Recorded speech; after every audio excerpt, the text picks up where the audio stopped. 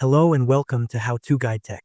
Today we'll walk through a complete installation and configuration of Docker Desktop on Windows 10 and Windows 11. This tutorial covers everything from system requirements to troubleshooting, ensuring you have Docker running reliably on your system. Let's start by reviewing the system requirements for Docker Desktop on Windows. Your system must be running a 64-bit version of Windows 10 version 1903 or later, or Windows 11 version 21H2 or later. Docker Desktop requires a minimum of 4 GB of RAM and works with Windows Home, Pro, Enterprise, and Education editions. First, let's verify if WSL2 is already enabled on your system. Open the Windows search bar and type "Turn Windows Features On or Off."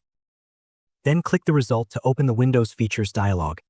Scroll through the list and locate Windows Subsystem for Linux and Virtual Machine Platform. Ensure both options are checked. If you're using Windows Pro or Enterprise and see Hyper-V available, check that option as well. Click OK to apply these changes. Windows will prompt you to restart your computer if necessary.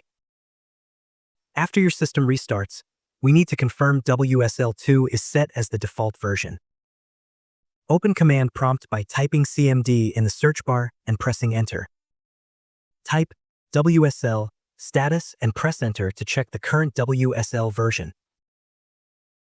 If needed, update or restore by typing WSL update.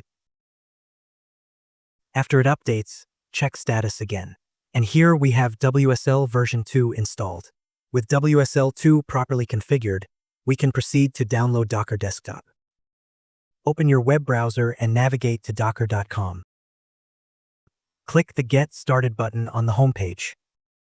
If you don't have a Docker account, you'll need to create one by providing a username, email address, and password. After account creation, sign in to your new Docker account.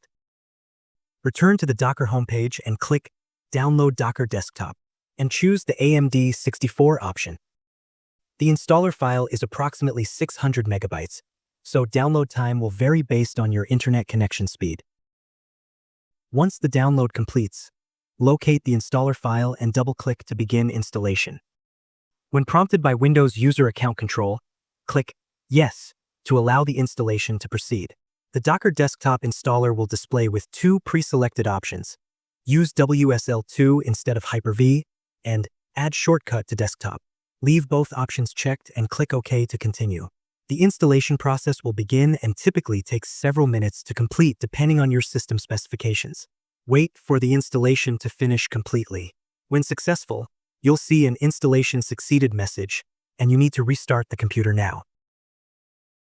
After restarting, Docker Desktop will launch automatically. You'll be presented with Docker's terms and conditions.